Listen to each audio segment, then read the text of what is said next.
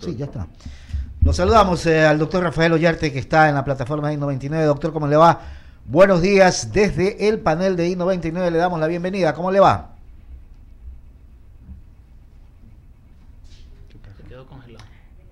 Sí, vamos a tener que tener paciencia, chicos, porque lo que les cuento es que los apagones también afectan un poco el tema de las yo creo que conexiones. Sí, sin duda. Y les doy un poco de información del clima espacial, el clima espacial es una nueva rama que se estudia a través de la NASA para los efectos que tienen las tormentas geomagnéticas solares en el plano terrestre, ¿no? O sea, en la Tierra.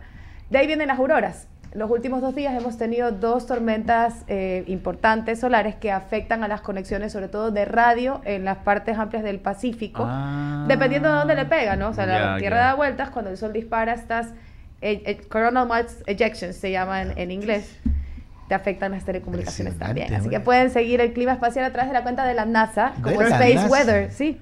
Yo sí no, dale. No, es que está limitado. Disculpen. No, está bien. Dele. Doctor Ollarte está con nosotros ya en la plataforma, lo habíamos saludado, pero obviamente se quedó frisada la imagen. Doctor Ollarte, ¿cómo le va? Buenos días, desde el panel de I99 le damos la bienvenida. Buenos días, don Javier. Como tengo todos los amigos de I99. Sí, hubo un corte de luz, entonces el tema de las... Para variar. ¿Cuál es la novedad? ¿No? Para variar. Y todavía no se conecta la planta de edificio, si es que estamos en eso. Veamos. Increíble, doctor Ollarte. De tumbo en este país desde el punto de vista jurídico, no sé si empezar por el tema de la fiscalía, por el tema de la vicepresidenta. Este país no termina de consolidarse, doctor, jurídicamente para poderle buscar ese camino hacia adelante. Bueno, lo que pasa es que nosotros, en primer lugar, estamos intentando tener un sistema institucional dentro de un sistema democrático, con una constitución que no fue hecha ni para un sistema realmente democrático, menos aún para uno institucional.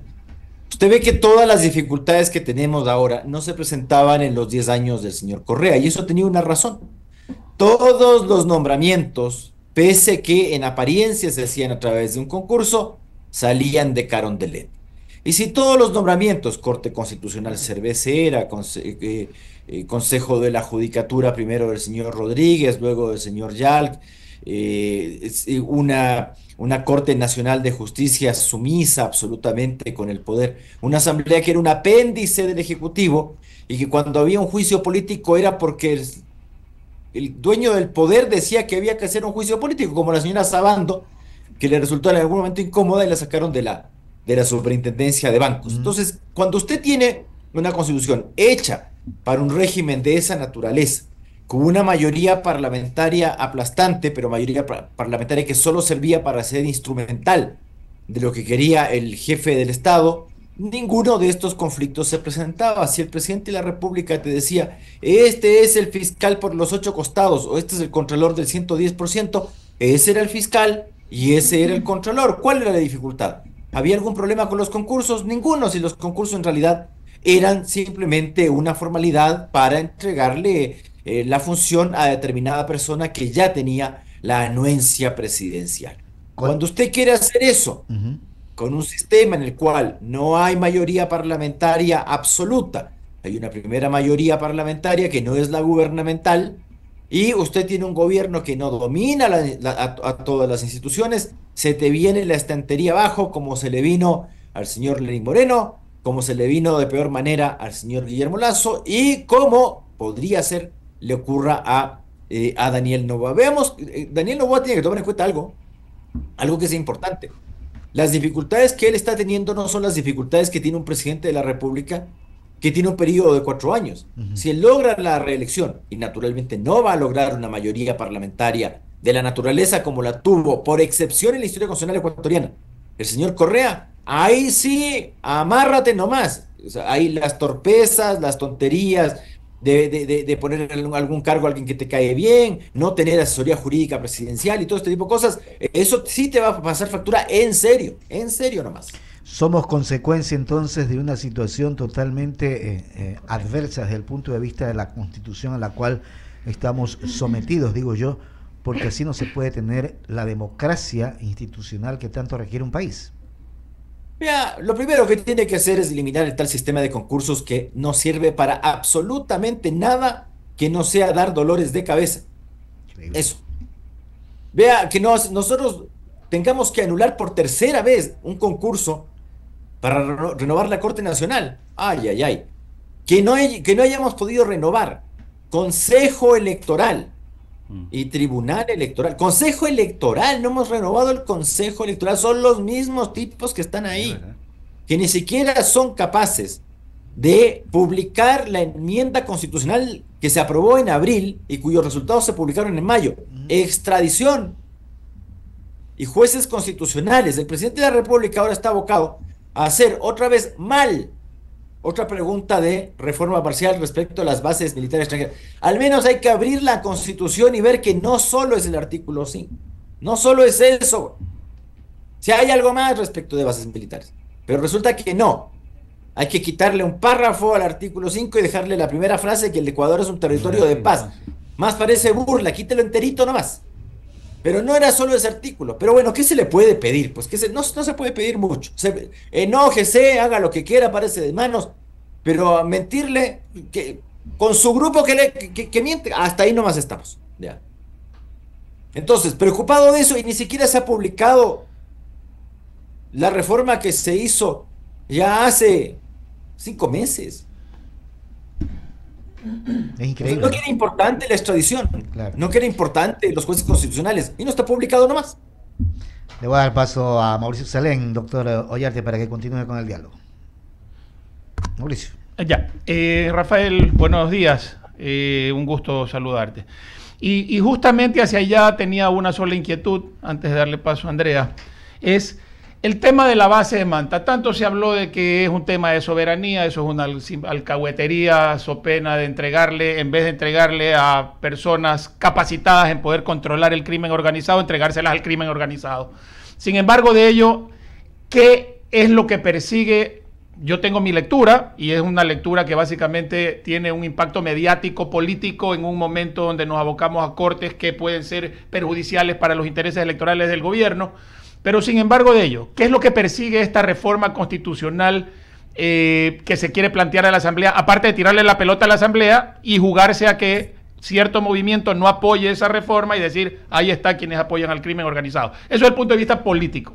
Pero desde el punto de vista jurídico, ¿qué podemos esperar los ecuatorianos de esta reforma? A ver, lo primero es que la pelota no está en la cancha de la Asamblea, sino de la Corte Constitucional. La Corte Constitucional tiene en esto también otra vez una papa caliente. Vamos a ser responsable a la Corte Constitucional de los errores en la presentación del proyecto también. Bueno, ya, vea, yo no soy, usted sabe, ni afecto ni a políticos, ni a cortes, ni a jueces, ni a nadie. Pero esto de hacer mal para que te nieguen, se me hace a otro, muy parecido a otro. El gobernante anterior, que no sé, pero ¿lo está haciendo mal a propósito o qué? Porque se le decía, no es así, tiene que ser... no, yo como a mí se me canta, viejito, porque yo soy el presidente de la República. Luego la corte te cae chahuizcle y le anda echando la culpa al otro de lo que tú has hecho mal. Pero bueno, primero. Segundo, si estamos pensando en la base de Manta, la base de Manta estuvo bien para el año 99-2000. El año 99-2000 el Ecuador no está como está ahora.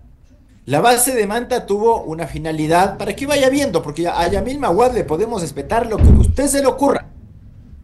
Y lo que a mí se me ocurra también, porque no me pareció precisamente el mejor gobernante del mundo.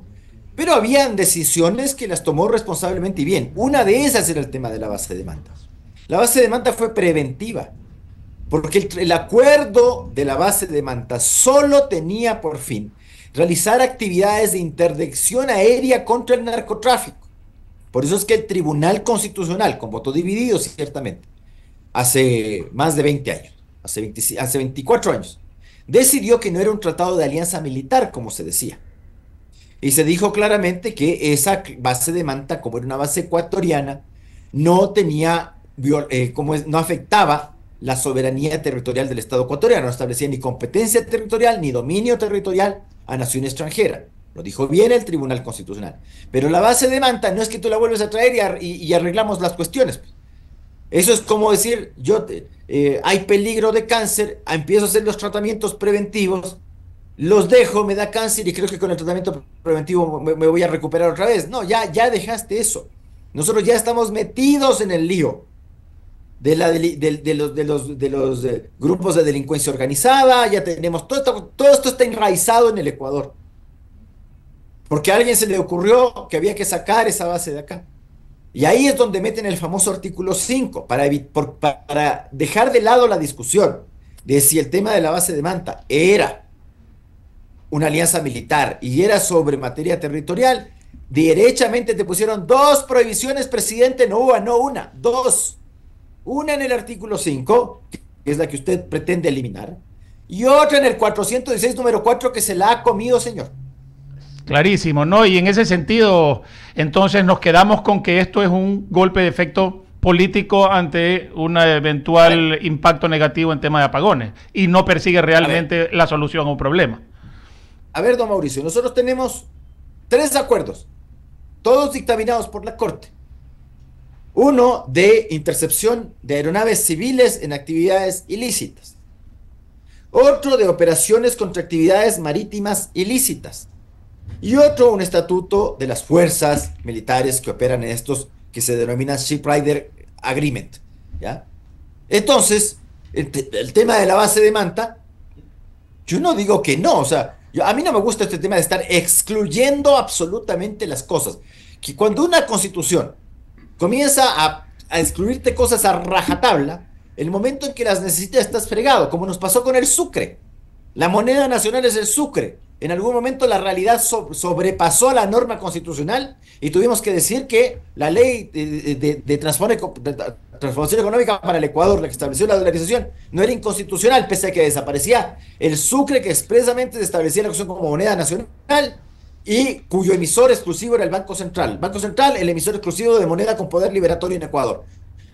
Entonces usted pone estas cosas en una constitución sin pensar, por razones ideológicas, porque es ignorante, porque es medio tonto. Así no se hacen las constituciones y tampoco se hacen así las reformas a la constitución, a la tonta y a la loca.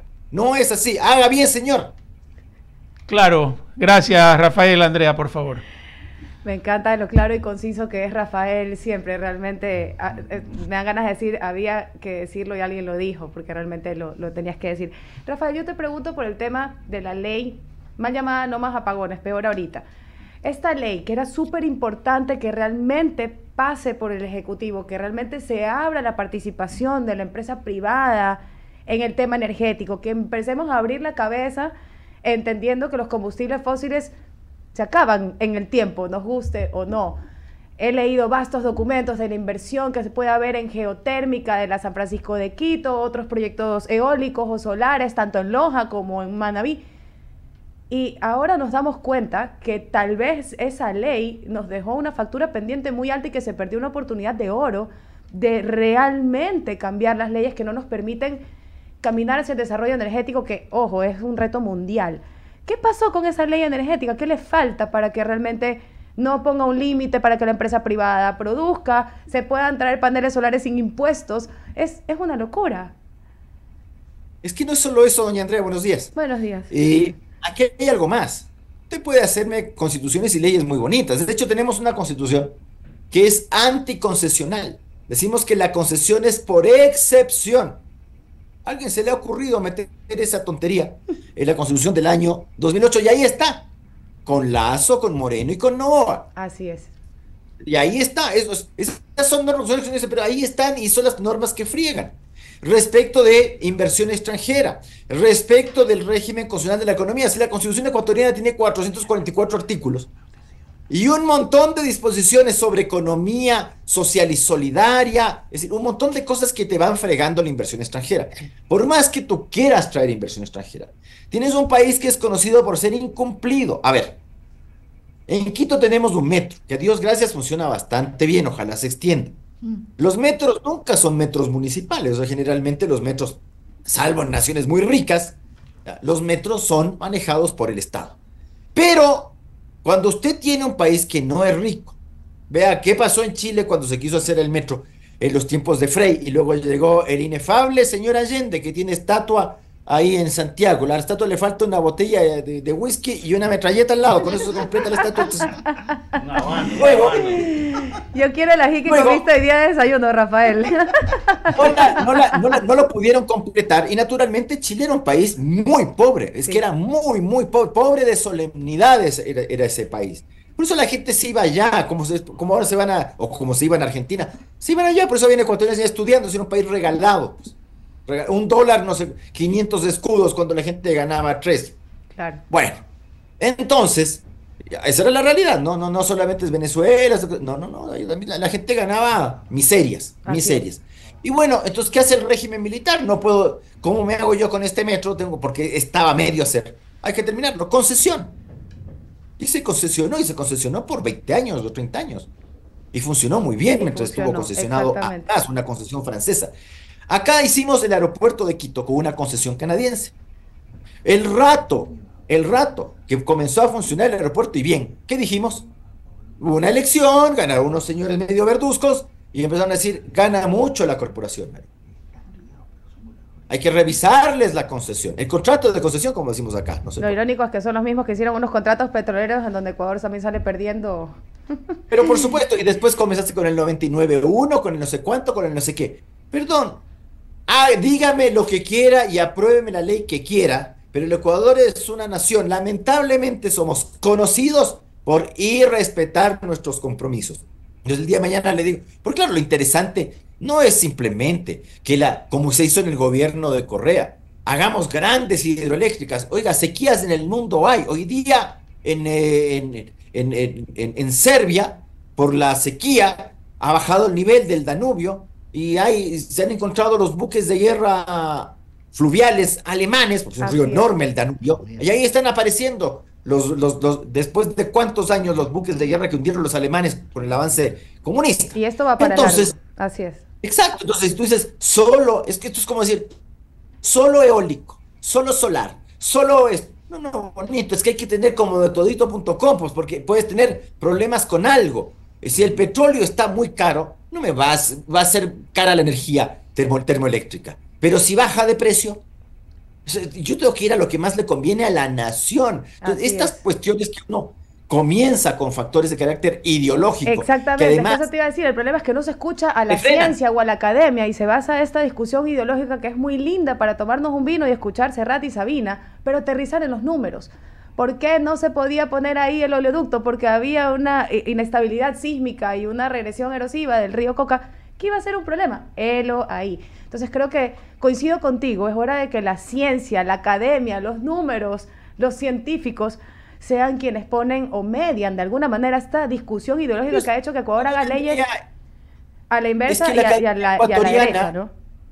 La academia ecuatoriana, primero, vive en la estratosfera. Segundo, es la academia del no esto, no lo otro, no aquello, y hay que aceptar que fue desplazada. Tuvieron 10 años de persecución de que el que no pensaba igual que el gobierno de turno era puesta calificación F. Yo estuve en una universidad que casi cierran por una persecución política. Entonces, claro que sí, hay que un poco pasas al otro lado. Hay que un poco cerrar la discusión ideológica con números, ¿no? Que es lo que a mí me preocupa en el tema energético. De verdad te hablo como una generación tal vez medio nueva en la política. He escuchado expertos reconocidos que se les ha preguntado, bueno, ¿y cuál es la solución a 10, 15 años de Ecuador si ya no podemos confiar en el sistema hidrográfico que tiene la Amazonía en la zona occidental porque no va a funcionar así, ya va 3 años así? Regresar al tema de vamos entonces con gas. El gas también se acaba. Necesitamos pensar a largo plazo. Entonces, realmente es un llamado de orejas para que la academia regrese a la vida política de este país. ¿Cuántos años seguimos con el gas del Golfo? Perdóneme, pero desde que yo nací están tratando de sacar el gas del Golfo. Usted no nacía cuando se hablaba del gas del Golfo. Sí, y ahí está. Y ahí sigue, y por supuesto que hay que utilizarlo, por eso tiene que servir para que salgamos a una solución a largo plazo. Muchísimas gracias, Rafael. Le cedo el turno a mi querido Bolito, que ya está listo, calentando aquí en la banca, porque el frío está intenso. Un abrazo, Rafael. Gracias, Andrea. Doctor, solamente le voy a poner más leña al fuego y le voy a preguntar sobre su opinión y criterios sobre este reglamento para designar a la próxima fiscal o fiscal de la nación. A ver, el famoso reglamento. A veces con nuestros reglamentos, se lo digo por experiencia personal, tienden mucho a confundir un concurso para esta clase de funcionario con un concurso para la cátedra. Entonces, comenzar a decir, es que el PhD, es que la maestría, hoy día las maestrías prácticamente es deposite, siéntese y aquí está su cartón. Y con los doctorados no es que está pasando algo mejor, lo que pasa es que en algún momento ya se va a terminar de masificar, va a pasar lo mismo. Estamos en ese camino, de que el PhD sea, aquí pagas, te sientas, escuchas unas clases online, aquí están tus notas, toma. Porque verá que hay otros países europeos, unos de ellos, otros muy cercanos, en los cuales el PhD te viene en una lata de café. Entonces, no, haber desvirtuado el PhD, haber desvirtuado el magíster, porque eran cuestiones que antiguamente, se lo digo, porque yo ya soy viejo y cuando se hizo estas cosas, no habíamos muchos que teníamos esto, pero era una cuestión para investigar, es decir, para escribir, hacer libros, hacer las investigaciones, los artículos, y para la cátedra. No era para litigar, nunca fue para litigar. ¿Ya? Usted en la fiscalía necesita a alguien, primero que conozca derecho penal. Sí, señor. Pero que sea buen litigante, porque el fiscal es parte en los procesos. Si el fiscal general de la República no es un buen litigante, entonces tiene que delegar. Pero si yo no sé litigar, ¿a quién le delego? Al que me recomiendan, al que me dicen. Se necesita una persona que sea, primero, conocedora profundamente del derecho penal. Pero no por encimita. Y eso del cartonaje a mí no me convence. Porque eso de gente con PhD que no rebuzna por problema de tráquea, abunda. Entonces yo soy PhD y con eso lo has hecho todo. Pero resulta que no se puede conversar contigo. No sabes. Me dices que eres PhD ni sé qué cosa y no lo eres en lo absoluto. Bueno, eso pasa. Entonces necesitamos una persona que conozca profundamente el tema. Una persona que litigue, no que sea un adivinador del litigio. Y naturalmente, pues, que sea valiente, porque va a ser fiscal general de la República. Y es una persona que va a ser sometida a presiones, no dejarse presionar, rodearse bien. Pero con un concurso, yo espero que las personas que tengan este perfil vayan al concurso, porque los concursos son un riesgo. Y son un riesgo para el académico, son un riesgo para el profesional, porque ahí te pueden ir sonando la vida. Pues. Desde luego, claro. Claro, o sea, imagínate que te sacas mal la nota, entre comillas. Si a la fiscal general hoy día todavía le dicen en son de burla a los ignorantes correístas, le dicen la 10 sobre 20, es que preferías vos el 110 sobre 100. Carlos Poli.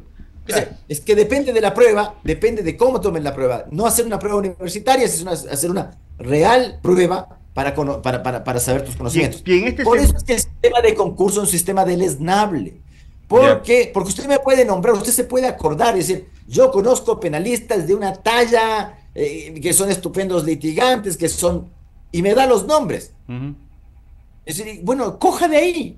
Pero eso es una decisión política que tiene que adoptar, como en los Estados Unidos o como en otros países, el presidente de la República y la Asamblea o Senado. El uno nombrando y el otro confirmando. Porque esto no es así nomás suelto. Pero los concursos sirven para nombrar lo peor que usted se puede imaginar. Y creo que en eso tenemos lata experiencia ya. Ojalá me equivoque, al menos en el caso del concurso de fiscal, que es tan importante. Desde luego. Doctor, muchas gracias, doctor Rafael Ollarte. Siempre usted dispuesto a conversar. No es una entrevista, aquí definitivamente es un diálogo, y un diálogo agradable. Siempre aprendemos de usted y la audiencia es la que sale favorecida finalmente, doctor. Sí, escuchó, ¿no? ¿Qué dijo? Sin café. Sin café y mi bolón. No puede ser. Caramba. Claro, no, Mil disculpas, doctor, pero venga acá, tiene que visitarnos acá en el estudio, doctor. Baje, por favor. Coja calorcito. Mézclese con los mortales, doctor. Pero si me dice un día antes no puedo hacerlo. Hay que avisarle con anticipación. Usted parece como esos. Llevo la camiseta de Barcelona para ahí. Usted parece como esos artistas, hay que traerlo como un año con invitación. Entonces tiene que bajar al llano, coger calorcito, gritar por Barcelona y tiene el bolón de café. ¿No va a gritar por Barcelona? Es barcelonista. Claro. Este fin de semana juega en Cuenca. El próximo, creo que es en Guayaquil. ¿Contra quién es? Ya me olvidé. Ayer hablamos con que pidió una bajada. Pablo Lucio Paredes anda. Anda amargadísimo por lo de la liga. Le pregunté, le dije. 4 le sonaron a liga. ¿Cómo anda con el 4-0? Nosotros estamos mal. Casi me mata. Sí. Doctor Ollarte, doctor, gracias, doctora. Un abrazo, Siempre un placer. Gracias. Muy doctor gentil. Rafael Ollarte, Son las 9 de la mañana. Sí, señor. Mira, está el cumpleañero. Ahí está el cumpleañero. Jaime Velázquez. Feliz cumpleaños, feliz ingeniero. cumpleaños, ingeniero Jaime Velázquez y otras. Always in my heart and my mind. ¿Cómo? Ya, que no, yo siempre lo llevo en el corazón y en mi mente. Mi querido Jaime, buenos días. Ahí está. Y que tengas un excelente feliz cumpleaños. Muchas gracias, mi querido Javier, Mauricio, Polito, sé que estuvo Andrea también por ahí, Ramiro, sí. Y a todos los que hacen el diálogo, muchas gracias por